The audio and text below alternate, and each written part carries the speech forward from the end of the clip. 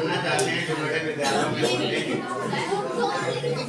इधर संगम क्यों बोल रही है?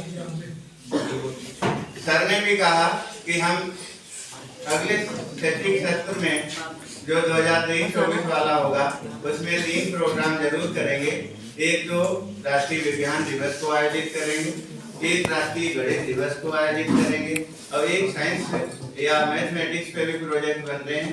साइंस मैथ प्रोजेक्ट कंपटीशन इस तरीके का प्रोग्राम होगा जैसा आज हो रहा है। आज आपका अपना प्रोग्राम है। यदि आप इसको स्त्री बना लिए, ऐसा कर लिए, तो इस वीडियो को हम सेट करके ग्रुप पे, विद्यालय ग्रुप पे तो डालेंगे ही। यदि वो विस्तार बड़ा हुआ तो हम जिले के ग्रुप पे भी डालेंगे।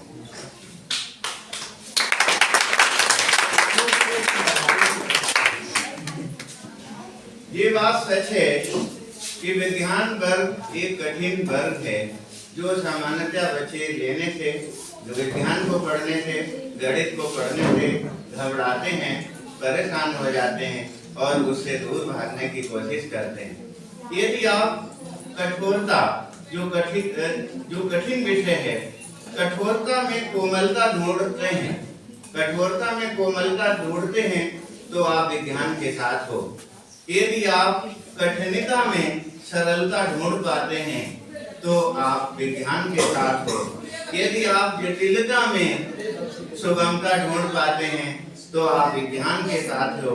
यदि आप बहिर्मुखी, ये नहीं सोचते हैं कि हर बात पे मेरी पहचान बने, हर बात पे लोग मुझे जाने, हर बात पे मेरी पहचान विशिष्ट हो, बल्कि आप ऐसा सोचते हैं हम बहुत अच्छा करें लेकिन मेरा नाम कम हो।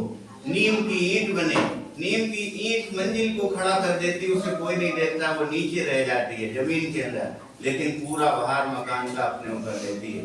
यदि आप नीम की ईंट बनना चाहते हैं तो आप विज्ञान के साथ पहचान बाहर नहीं चाहते हो, आप चाहते हो कि हम कुछ ऐसा करें जो हमारे मानवता के हित में हो, देश के हित में हो, लोगों के हित में हो, हमारी बड़ी पहचान हो। ऐसा नहीं है। आपने 26 जनवरी अभी गणतंत्र दिवस मनाया। एक वैज्ञानिक है पीसी महालनोबिस, पढ़ा करो अखबारों को। पीसी महालनोबिस एक वैज्ञानिक हैं जिनको पद्म विभूषण सम्मान राष्ट्रपति महोदया ने सम्मानित किया। एक आंकड़ा दिया गया था कि उनके द्वारा जो ORS घोल डेवलप किया गया था उससे अभी तक 25 लाख बच्चों को बचाया गया है, यानी कि 25 लाख बच्चों के जीवन को बचाया गया है। उनका नाम कोई ज्यादा जानता है? नेता के नाम को सब जानते हैं। तो ऐसे वैज्ञानिक बनो जो लोगों के जीवन को बचा सके। वर्गीस कुरियन सुना है ना? वर्गीस कुरियन, जो हमारा देश दुग्ध में बहुत पीछे था, उन्होंने दुग्ध क्रांति कर दी।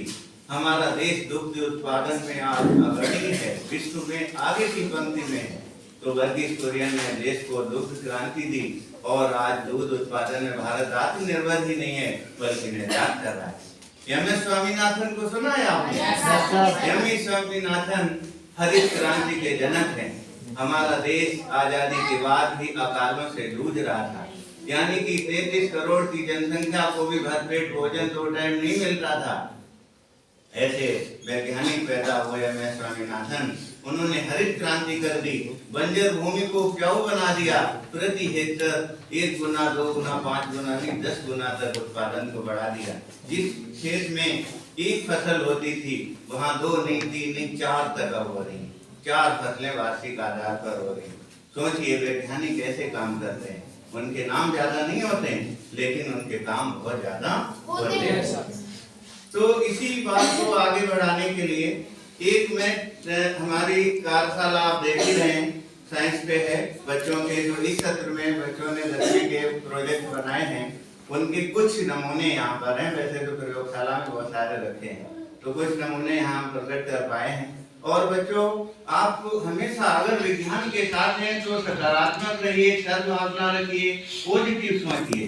हाँ, विज्ञान का बालक सदैव सकारात्मक और पॉजिटिव होता है। जैसे आपने भावना रखी थी कि 11वीं 12वीं वाले बच्चों का फेयरवेल हुआ तो मैं भी करना चाहूँ, फिर हमने कहा कि नहीं हो सकता, तो फिर आपने कहा कि सर मैं तो विज्ञान के साथ तो लास्ट ही हो रहा है हमारा, क्योंकि यदि हम यहाँ भी पढ़ेंगे तो आर्ट साइड में पढ़ेंगे, साइंस साइड पढ़ेंगे तो बाहर चले जाएंगे, कॉमर्स पढ़ेंगे तो बाहर चले जाएंगे। चलो वो आपका तर्क ठीक था, लेकिन फिर भी आप यहीं ज्यादातर बच्चे ही रहेंगे तो बात उचित नहीं थी। तो उसके बाद फिर रनाचार्य ने कहा इसको आप प्रोजेक्ट पे आप डिपेंड कर लीजिए, प्रैक्टिकल है उसी दिन, तो ये बात बहुत सकारात्मक होगी, क्योंकि केवल जलपान हमारा उद्देश्य नहीं है, केवल हमारा म्यूजिक उद्देश्य नहीं है, डांस उद्देश्य नहीं है, बल्कि उस दिन प्रोग्राम हुआ तो मैं कुछ बातों को लेकर सहमत नहीं था कि जितने भी इंटरमीडिएट के बच्चे प्रतिभाशाली थे उनको बहुत अच्छा बैच मानते हैं। किसी बच्चे ने आकर के ये नहीं कहा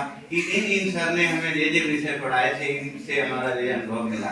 किसी बच्चे ने ये नहीं कहा कि हमने इस विद्यालय में 6 साल बिताए, क्या हमें महसूस हुआ, क्या अच्छा लगा, अच्छा क्या लगा, किस गुरु के प्रति आपने किस विषय में क्या भावना महसूस करी। तो वो सब कमियां रह गई थी, तो कोई बात नहीं, कमियां अगले सुधार हो जाती हैं। ये विशुद्ध रूप से साइंस प्रोजेक्ट प्रेजेंटेशन है, आप इसको बेहतर करिए। मैं एक प्रोजेक्ट पे, वैसे मैं पहले